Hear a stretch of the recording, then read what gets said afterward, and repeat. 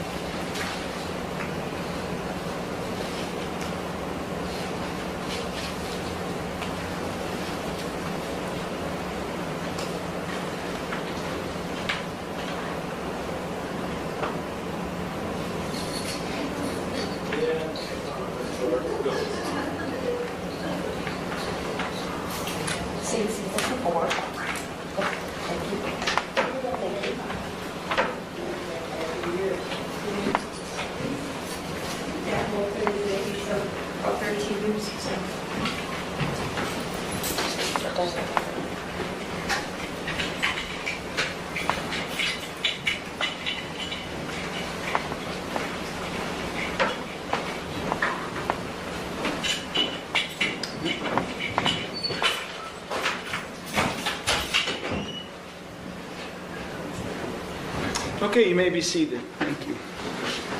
The record will reflect that the jury has returned to the courtroom. Ladies and gentlemen, much has happened during recess, so allow me to summarize. Plaintiff's Exhibit A, that being the body cam video, has been admitted into evidence, and the plaintiff, State of Ohio, has rested its case. We are now going to proceed to the defendant's case. So, plaintiff has rested, and now the defense wishes to offer evidence. And so I ask Mr. Loftus, do you wish to offer any witness testimony? I do, Your Honor, and I would call Mr. Bellagio. Okay. Mr. Bellagio, step forward. Do you solemnly swear or affirm that the testimony you're about to give is the truth, the whole truth, and nothing but the truth, so help you God? Yes, Your Honor. You may be seated. You may proceed, Mr. Loftus. Thank you, Judge. Mr. Bellagio, can you please state your full name for me? Brandon Matthew Bellagio. And what is your date of birth and age? December 10th, 1994. I'm 30 years old. And what is your current address? 2627 West 9th Street, Ashtabula, Ohio, 44004. And are you employed? Yes, I'm self-employed. And what do you do? I do pressure washing. And have you ever served in the military? Yes, I have. What branch? Air Force. For how long? I was in for 3 years. So it's a pressure washing company. How long have you owned that company? I believe we're on our 7th year. And how long have you been a resident of the county of Ashtabula? I came back in 2017. I was born and raised here, though.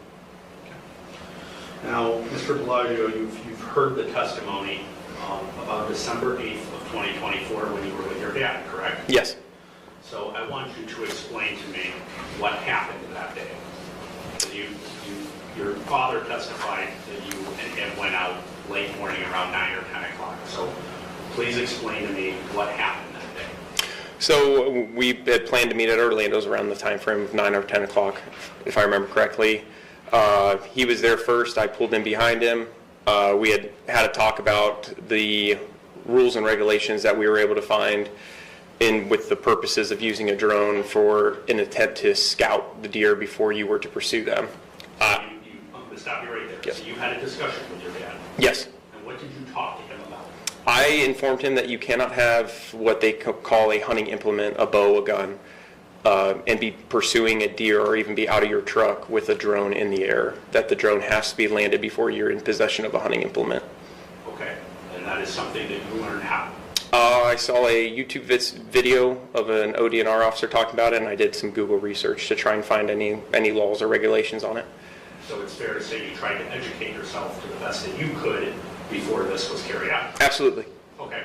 And you had this conversation with your dad. Were you specific in telling your father what was needed and required? Yes.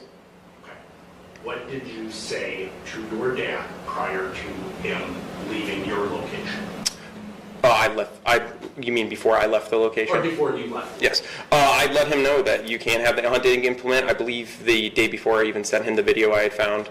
Because it was a question because there was 4 foot of snow and he didn't feel like trudging through all the snow and there not being any deer on the property. So our plan was, let's just see if there's even deer on the property before you go walking through, because I didn't have a long time to be able to be with him because I had other priorities I had to take care of that day. So I let him know what the rules were. I thought it was pretty clear. And when you let him know what the rules were based on your understanding, did he indicate an understanding of what you were doing? Yes. Mm-hmm. Yes, he did. So what happens next? I talked to him about it. We came up with a game plan that since I had such a short time frame to be able to be out there, I would go to the neighboring property and park my vehicle. It's several hundred yards away from it. I would park my vehicle over there, fly up the drone. I would just do a quick scan because it's a thermal drone, so I can see infrared. Do a scan around. If I found something, I would fly the drone back. I assumed he'd be able to hear the drone because it's a very loud drone. I assume that's how the neighbor was able to hear it. So I'd let him know that if I find anything, I'll come back, land the drone. It'll take me a couple minutes. I assumed he'd be at his truck because it was going to be on my way home to drive that way. Before you go any further, yes. So was there a discussion about how this was going to be carried out? Yes. So tell me what your understanding was. My understanding was that he was going to stay at the truck. He didn't have a gun out when I had been talking to him or anything because we had just got there. I was going to go to the neighboring property, fly the drone up, scout for deer, let him know if they were going to be there. The way I was going to let him know was once he heard the drone land, he knew he could start getting ready, get his gun ready and whatnot. And because I was in a time crunch, I'd drive by, just let him know whether, hey, you're good to go. If you see me drive away and you don't hear a honk, it means that there's deer over there and you can go ahead and go spend your time trudging through the red brush and trees. And if there wasn't many deer there, then you would honk the horn? Yes. That would be his indication? Yes, because I was in a time crunch and I needed to get to wherever I had to go at the time. So you said a couple hundred yards where you were positioned in relation to your dad? Yes. Is this a distance where you could still see your dad? No, I could not see I couldn't see where he was at with the way I had the truck parked and the way the driveway is. It's covered by woods. But you believe that you could still hear the drone? Yes. At that time? Mm-hmm. Was it quiet during that day? Yes, it was quiet. I could hear the drone flying the entire time. So you have that discussion with your dad. When you're having that discussion with him, do you have a hunting implement, a firearm, a bow, or anything used for hunting? Do you have anything on your person? No. Did you have any hunting implement on you at all that day? No, I carry a concealed firearm in my truck and that's it. That's all I would have, but that's for personal protection, not hunting. Okay. So, trying to keep on track here. You and your dad have that conversation, and then what happens? I went to the other property. Takes me a little bit of time to get the drone all set up, calibrated, whatnot. I fly the drone up in the air, start scouting around, starting to look for different stuff. It was hard to see what was going on because with all the snow and the dips, there were things that looked like deer that weren't actually deer were popping up on the thermal. It was giving off heat, but it was just because it was so cold outside. So I was struggling to find anything. The drone actually started glitching while I was in the woods because it had just came back to me because we had wrecked it into a tree like about a month ago. So it was glitching out, saying it was getting lost reception. I did happen to see that there was a few deer in this one wooded lot. I'm trying to figure out I actually got out of the truck and started walking closer to try and get a better signal because I'm by some trees and the gentleman's house that I parked at was right there. I get reception, I bring the drone back, I'm able to land it, and I'm tinkering around with the drone. I don't know time frame, maybe 8 minutes or so went by, and then I hear a gunshot.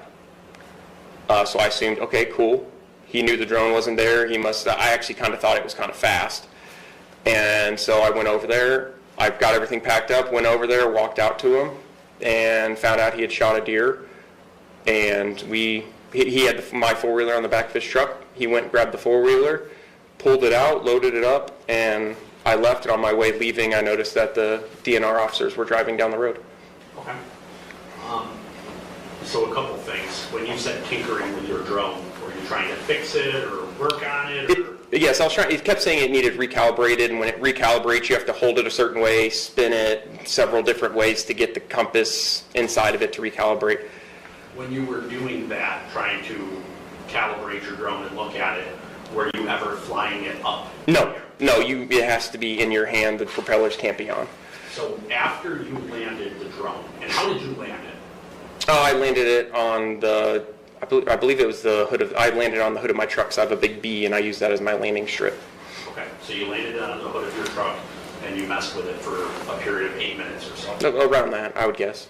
Okay. And during the time, how long was the drone flying out over this parcel of property? A battery lasts about 30 minutes, and the battery still had plenty. I didn't fly around for probably more than 15 minutes, if that. Okay. And when you're flying the drone around, do you have your cell phone on you? I did have my cell phone. I did actually try calling my dad. Okay. Did you try calling your dad while you were having the drone up in the air, or is that? Yes, I believe I was trying to let him know that I was having issues with the drone, and I was letting him know that the drone was glitching out, and just to hold off. I didn't want him to think that I landed the drone, because I was trying to look for a better spot for deer, because with where they were at, it wasn't the best spot for them. So I was trying to see how many deer were there, different stuff, so he wouldn't wind bump them, trying to push the deer out of the property. So I was trying to call him to let him know, hey, I'm running into issues.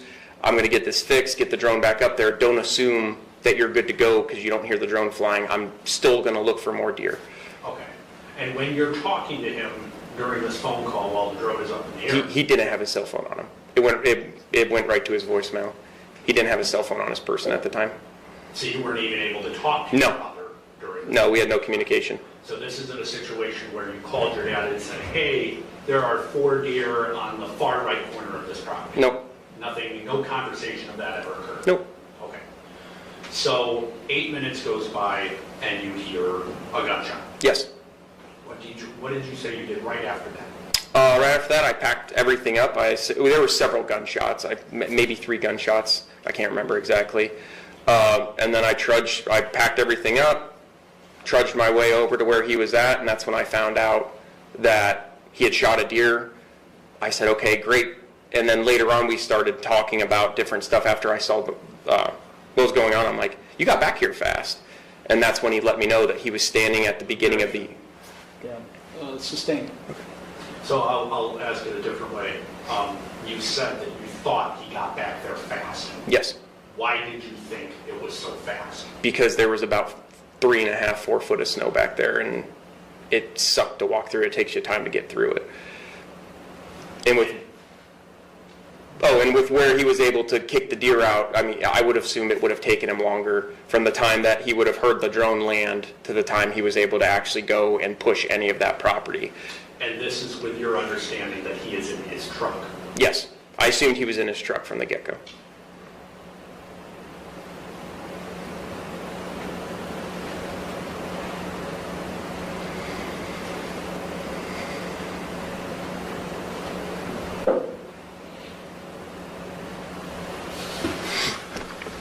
You said that you were scouting for deer. Yes. And what does scouting mean to you? Scouting means to me that you're, with a drone, you're flying it up, just looking around for deer. We do it multiple times, even if no one plans to hunt that day or anything, just to keep up on a population or see just how deer are doing, see how big of a buck may be on the property. That to me is scouting, whether you're doing it with binoculars from your truck or you're using a drone for it. So is the drone scouting method that you occasionally use, is that similar to, let's say, a trail camera? Yes. Do you have trail cameras? Yes. And what do the trail cameras do? They take pictures and they send them to your cell phone. And what do they think? What is the purpose, based on your understanding, what is the purpose of having a trail camera? They're meant to be used as a scouting tactic to let you know when deer are using trails, if a certain buck's coming through your property, different things like that, how many deer you have coming in. So it's kind of like a monitoring kind of thing? Yes. Okay. And based on your understanding, that's something that you're within your rights to do as an outdoorsman? Yes.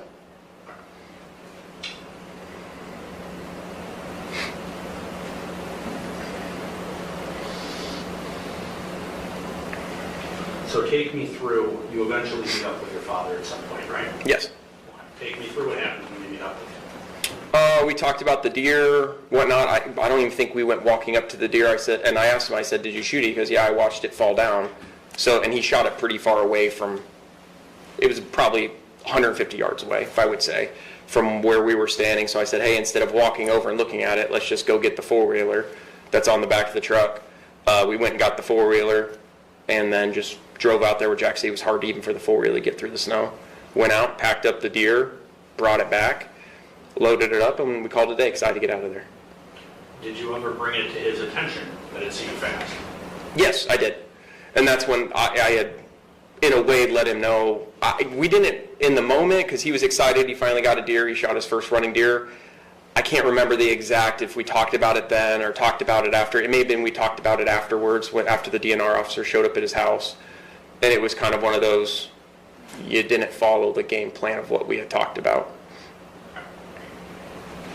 Were you hunting at all that day? No. Did you go out earlier than when you and your dad met up at the Orlando's driveway? No. Okay. Did you go out hunting afterwards? No. Aside from having your concealed carry firearm in your vehicle, did you have any other type of hunting device that would be used for that kind of purpose? No.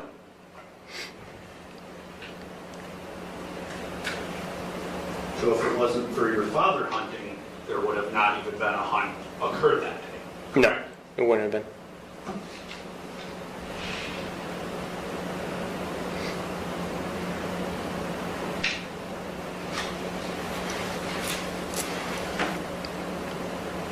Now, you obviously became aware that the ODNR officers had a conversation with your dad, right? Yes. And the ODNR officers never contacted you about it? No, they did not. So is it fair to say this is your first opportunity, since you have been cited with this offense, to explain your viewpoint and what was supposed to happen? Yes, it is.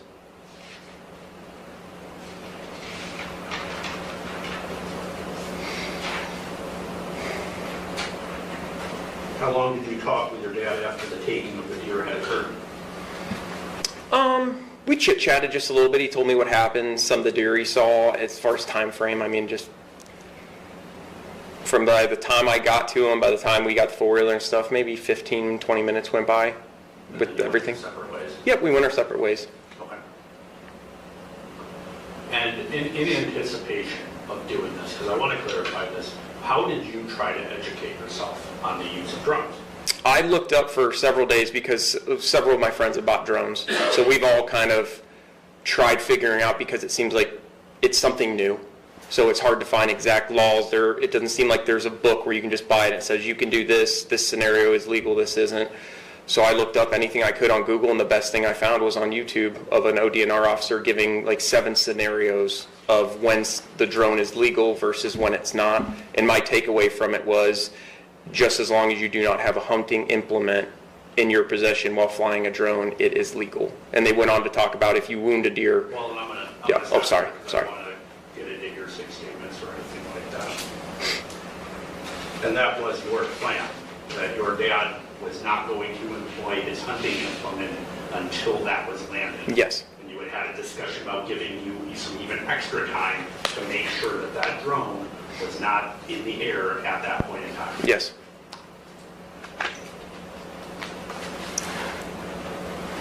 Now, it's obvious your father did not follow those instructions, correct? Unfortunately, he did not.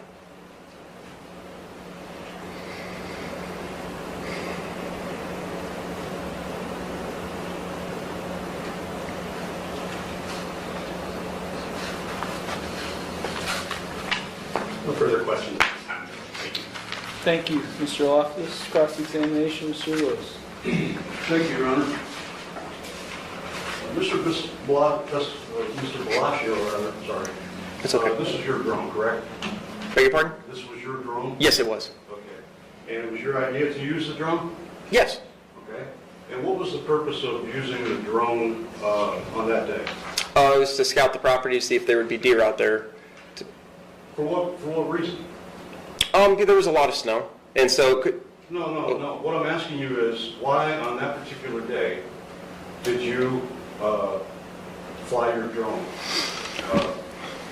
on that day? to look for deer because my dad wanted to hunt that property. Okay. And your dad, in fact, was hunting that property that same day. You guys had a plan here, right? You and your dad? Yes, we did. And you were going to assist your dad in shooting a deer that day, is that correct? Was that your goal? Yes. Okay. And you're claiming that based on the research you did, you didn't think that what you did that day was illegal, is that correct? No, I did not think it was illegal. You still feel that way? Yes, I actually, well, if you took away the side that my dad had a hunting implement in his hands, yes, I think it was legal. Okay. Did you call the ODNR or Officer Quayle to discuss with him whether it was legal, what you did that day? No. Like prior, you did a lot of research prior to Yes, I did. that day, right? Mhm. But you didn't call Officer Quayle or the ODNR? No. Okay.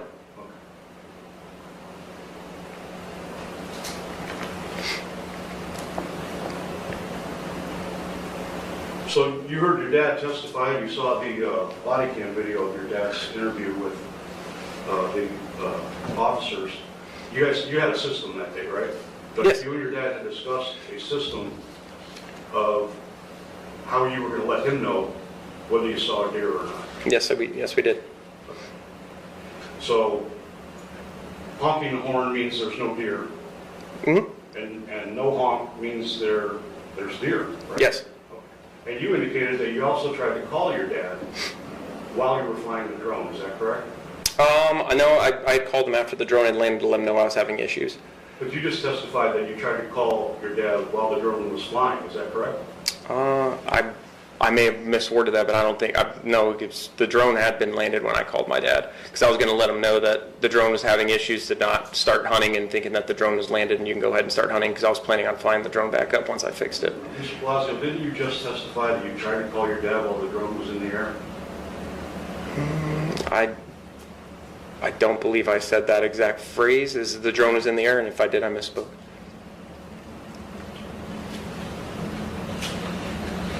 So, just so we're clear, your purpose of flying a drone on December 8th, 2024 was to assist your dad with shooting a deer, correct?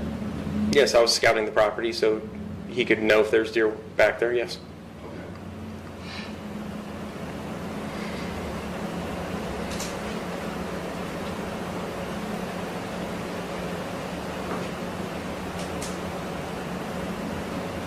And as you sit here today, you don't think that what you did on December 8th, 2024 was illegal? My soul of what I did, no. What my father did, yes, I believe it was illegal. So you think that what your father did was illegal? Yes. You were hunting together that day, correct? I was not hunting. You weren't hunting? No. Not from my understanding what it would be, no. You were assisting your dad with his hunting? In a way, yes, but from my perspective, yes. You were assisting your dad hunting a deer that day? Yes. And you used your own to do it? Correct? Yes, it becomes hunting once he had an implement. Did turn into that, yes. Thank you. I have no further questions at this time, Your Honor. Thank you. Redirect. Just for clarification, you've been asked a couple of times by the state if you were assisting your dad in hunting that day, and you've responded yes. But you've also explained that you were scouting.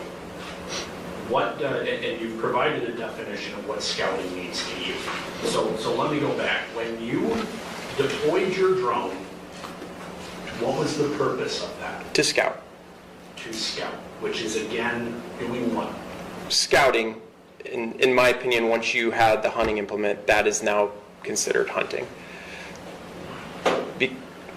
So when you say you were doing it to scout, what was your idea or assumption of what your father was doing with his hunting implement? I figured he was just sitting in his truck in the heat because it was a cold day, and he was waiting for me to let him know what was going on. You figured that. Why? Because that was the game plan from what we had talked about prior to me leaving the property to fly the drone at the other property. The game plan was not, I'm going to sit on the property line, ready to go with my firearm, and you give me the go-ahead. No, I would have told him no. So when you answered yes to assisting your dad in hunting that day, you weren't hunting. No, I was not hunting.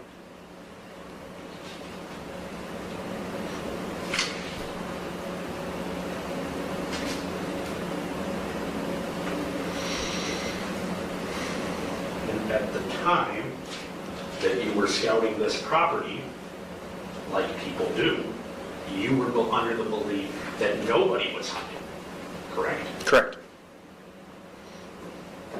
Nothing further. Thank you.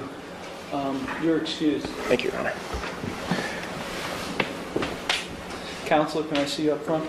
Yes. Ladies and gentlemen, at this time we're going to do a sidebar. This is a small room, so you're not supposed to hear what we're going to say.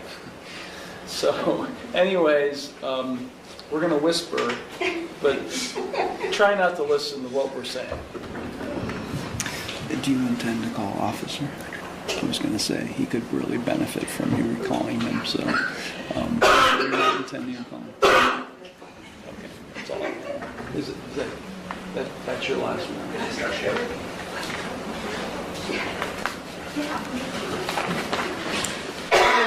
Okay, ladies and gentlemen, at this time we're going to take another recess.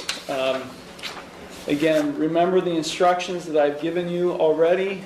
Do not talk about this case amongst yourselves. Don't talk about it with anyone else.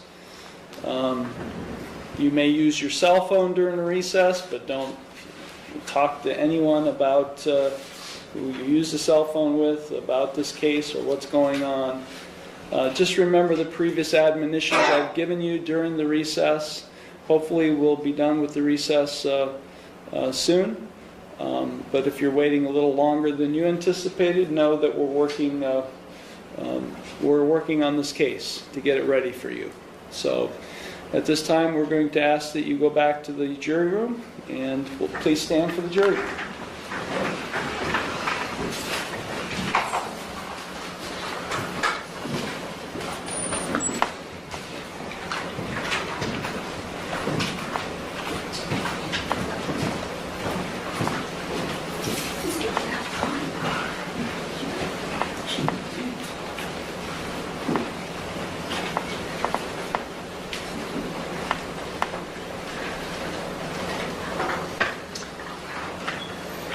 Okay, you may be seated. The jurors have left the courtroom.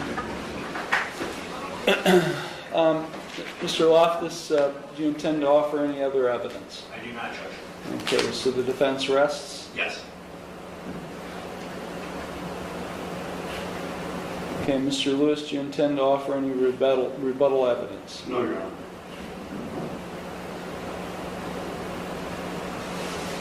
Okay, a couple issues that came up during Mr. Bellacio's testimony that I think may need to be addressed in the instructions. First is complicity. I think there needs to be a complicity instruction in here. It's pretty clear that Mr. Bellacio's defense seems to be that I didn't have the hunting implement in my hand, so I can't be hunting. Well, I mean, but he did testify that he assisted his father in hunting, which is a clear complicit standard, and it is an instruction that will be included over any argument of defense. I can assure you, based on that testimony, that's complicity. And so I will be including an instruction on complicity. Now, one thing I do have to address as well is ignorance of law and mistake, perhaps not a defense.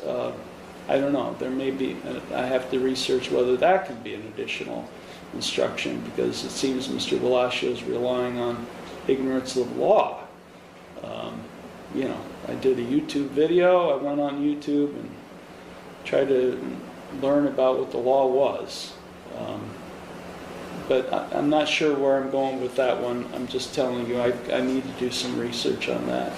In addition to the research on the recklessness issue versus strict liability that Mr. Lewis had indicated. So it's going to take me some time to, I mean, hoping 15 minutes. It's going to take me some time to delve into it. But I will allow you on those points to make argument. Go ahead, Mr. Loftus. On the points we just talked about, including the complicity instruction as well. On the complicity instruction, while I certainly understand that you can have principals and you can have aiders and abettors in a criminal offense, the testimony, and I think was appropriately clarified when he had, had testified, yes, conceded to assisting in the hunt. But he also was very clear in what his instructions were to his father at this time, what he was under the understanding of was happening outside of his sight at this time, how he differentiated what he was doing with this drone as to what his dad would have or should have been doing.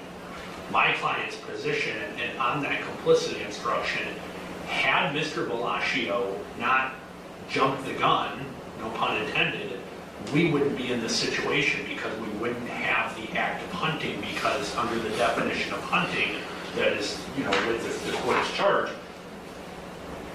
if things went pursuant to how Mr. Bellagio planned them and instructed them, there would have never been a hunt. And I think it would have been a case right for a directed verdict, because without the employment of a hunting apparatus, we don't have that. That's what he instructed his dad. He wasn't complicit saying, Dad, go stand there with your gun. And I clarified that in my questioning. That's not what this game was. That wasn't him on the phone saying, Dad, get your gun ready. There's a deer coming around the corner. It's, Dad, you should have been in the truck. Dad, you were awfully fast based on what I was thinking and I was telling you. Okay, this is a classic case. Let me give you an example. So, two people want to rob a bank. And they arm themselves and they enter the bank. But the plan was they're not going to shoot anybody, especially kill anybody. So the one guy, they both enter the bank, and the one guy shoots one of the people in the bank and kills him. Is the other one responsible for the murder?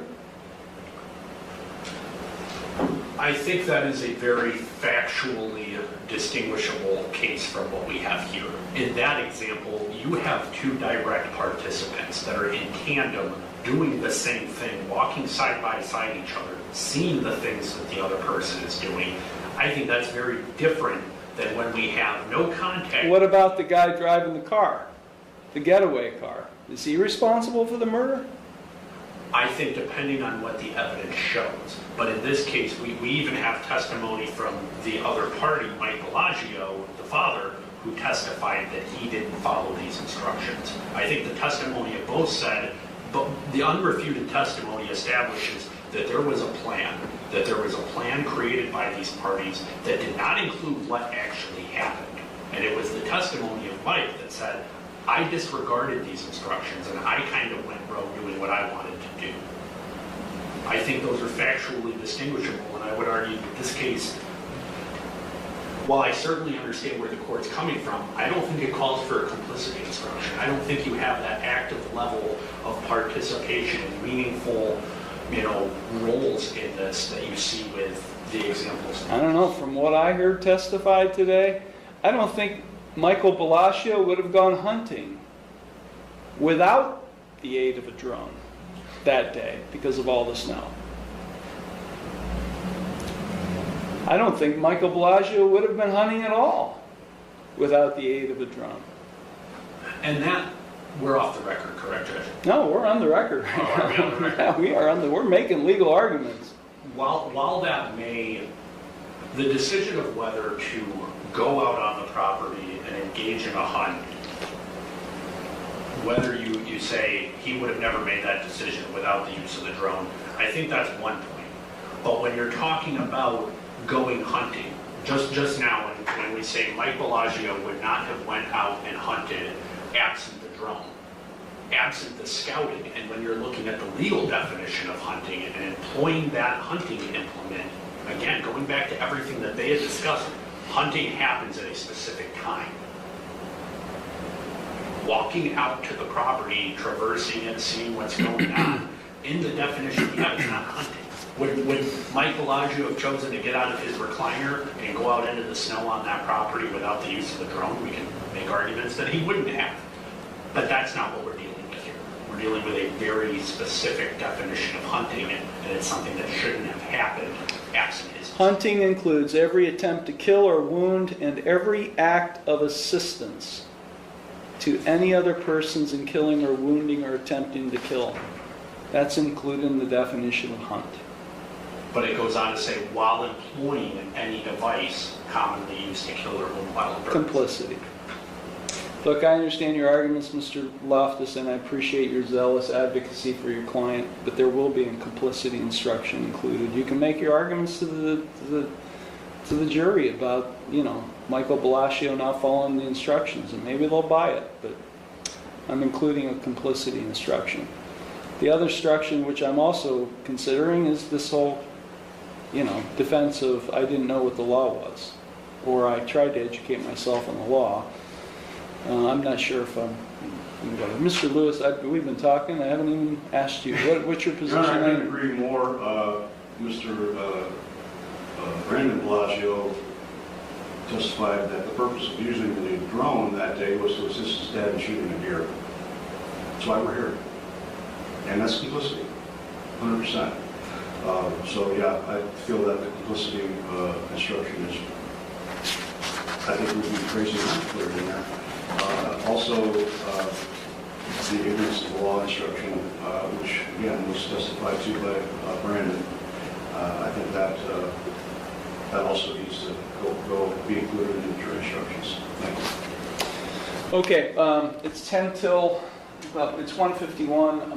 I'm going to give myself 20 minutes to do what I need to do. Why don't we plan on being back at 2:10, and we'll go from there.